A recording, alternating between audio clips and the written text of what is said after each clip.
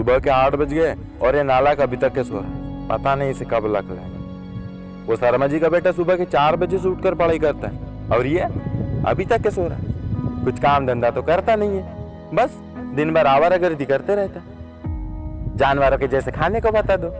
हमारे टुकड़ों में कब तक पलेगा? कभी कुछ करेगा भैया? जिंदगी भर बस हमारे ऊपर बोझ बना रहेगा। समय रहते सुधर जा। अरे कुछ काम धंधा सीख भी ले। ज्यादा नहीं तो खुद का तो पेट भर सकेगा। अरे दूसरों से सीखो कैसे पैसे कमाते हैं मेहनत करके।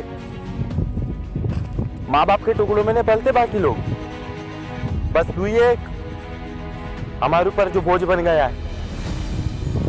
अपनी माँ के बारे में कभी सोचा है या मेरे बारे में कभी सोचा है तूने? अरे हमारे भी कुछ सपने भाई, पर नहीं, तुझे तो सोना है सुबह के 8 बजे तक। घंटा पढ़ाई लगा रखे हो। 90% लाओ 90% लाओ। अरे पापा 90% लाने के बाद मिलेगा क्या? 10वीं 12वीं में 90% लाओ। 3 साल का ग्रेजुएशन कर, उसके बाद डिग्री के नाम पर कागज का टुकड़ा लो और गले में बैलों की घंटी के सामान लेते फिरो। जिसको नौकरी मिली वो आबाद हो जाएगा और जिसको नहीं मिली वो तो बर्बाद ही है। और ऐसे लोगों की संख्या 99.99% है। पूरे भारत में 7 लाख से ज्यादा बच्चों के 10th में 90% से ऊपर आते हैं और सीबीएसई में 2 लाख से ऊपर। और आईआईटी में सीट्स कितनी है? 5273। अगर सिर्फ 90% वाले भी बच्चे आईआईटी का एग्जाम दे तो भी 99% बच्चों का नहीं होगा। सारी जिंदगी माँ बाप की दौलत और मेहनत को बर्बाद करके लड़के डिग्री हासिल करते हैं। उसके बाद नौकरी के लिए ठोकरें खाते फिरते।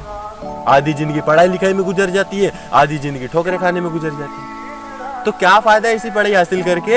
उल्टा पढ़ाई लिखाई हासिल करने के बाद मेहनत मजदूरी करने में शर्म आती, क्योंकि दिमाग की दीवार पे डिग्री की छाप लग जाती। डिग्री रहेंगी तो ही सरकारी नौकरी मिलेंगी, और सरकारी नौकरी चाहिए क्यों?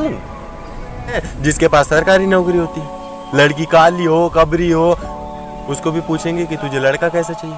मुझे ना सरकारी नौकरी वाला लड़का चाहिए जो महीने के ना 20 से 25 हजार रुपए कमाए। भले उस लड़की को झाड़ू पोछा खाना बनाना कुछ भी ना आता हो, और ना लड़के का ना 4 मंजिली का मकान होना चाहिए। साला उसके घर को 4 लात मारेंगे तो ईंट और मिट्टी अलग अलग हो जाएंगी, पर 4 मंजिली वाला मकान चाहिए। सरकारी नौकरी वाला दामाद चाहिए। अरे पापा तुम ना किसी और से मेरी तुलना करना बंद करो। अरे पापा मेरी क्या गलती है? आपने ही तो कहा था ना कि एक बार 10वीं पास कर लो फिर आराम ही आराम है, एक बार 12वीं पास कर लो फिर आराम ही आराम है, एक डिग्री ले लो फिर आराम ही आराम है। अरे घंटा आराम है। आराम तो छोड़ो, लोगों ने जीना आराम कर रखा है।